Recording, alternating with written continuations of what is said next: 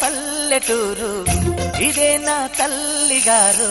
మా ఊరి పాడి పంట రాములోరి దీవెనంట.